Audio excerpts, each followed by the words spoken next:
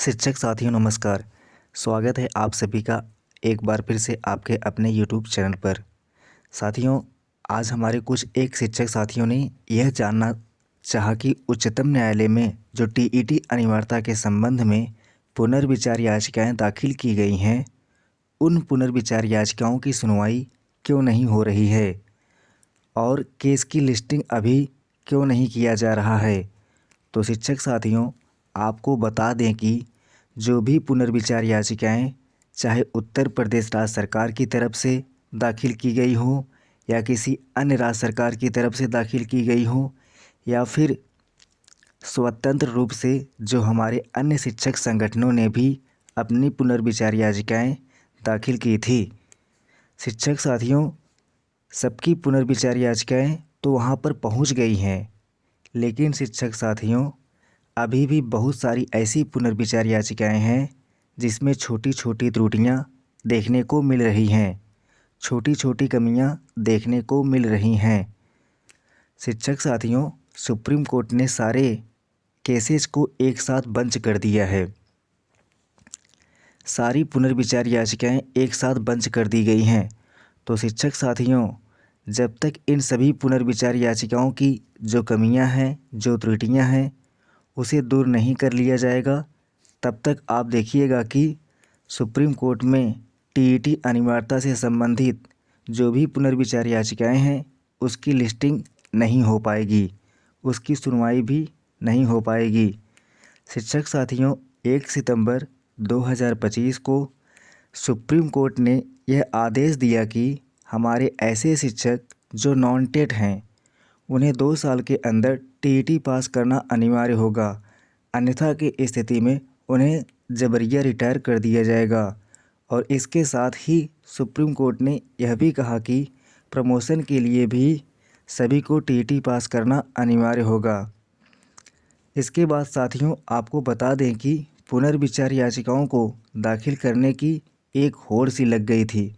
साथियों, आपको बता दें कि जब से यह आदेश आया सुप्रीम कोर्ट का, उसके बाद सुप्रीम कोर्ट में रिव्यू पिटीशन यानी पुनर्विचार याचिकाओं को दाखिल करने की एक होड़ सी लग गई थी।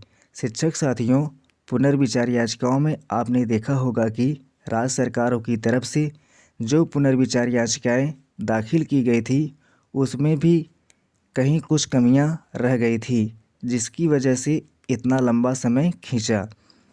शिक्षक साथियों, आपको बता दें कि हमारे जो जौनपुर के 3 शिक्षक साथियों का समूह है, उन्होंने अभिषेक मनु सिंघवी जी, जो सुप्रीम कोर्ट के बड़े अधिवक्ताओं में गिने जाते हैं, उनको भी हायर कर लिया है।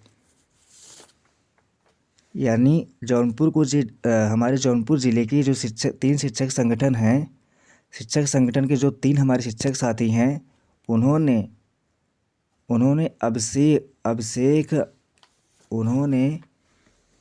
अभिषेक मनु सिंघवी जी, जो सुप्रीम कोर्ट के बड़े अधिवक्ता में गिने जाते हैं, उनको भी हायर कर लिया है इन पुनर्विचार याचिकाओं की सुनवाई के लिए।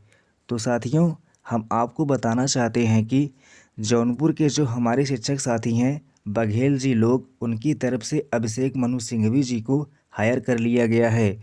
पूरी लीगल टीम के लिए वो लोग प्रयासरत हैं कि किसी भी तरीके से प्रभावी पैरवी की जाए और अच्छा प्रयास उन लोगों की तरफ से किया जा रहा है। लेकिन शिक्षक साथियों, इसके साथ जो पुनर्विचार याचिका की सुनवाई और लिस्टिंग की बात हो रही है, तो उस पर स्पष्ट हो लीजिएगा आप लोग कि जब तक जितनी भी पुनर्विचार याचिकाएं पड़ी हुई हैं, उनके डिफेक्ट्स को दूर नहीं किया जाएगा, तब तक इस केस की लिस्टिंग हो पाना संभव नहीं लग रहा है। दूसरी बात, आप यह भी समझ लीजिएगा कि कहीं ना कहीं सुप्रीम कोर्ट में जो पुनर्विचार याचिकाओं को दाखिल करने का क्रम भी था, वह भी इतना स्लो था कि उत्तर प्रदेश राज्य सरकार ने सितंबर में ही पुनर्विचार याचिका दाखिल कर दी थी।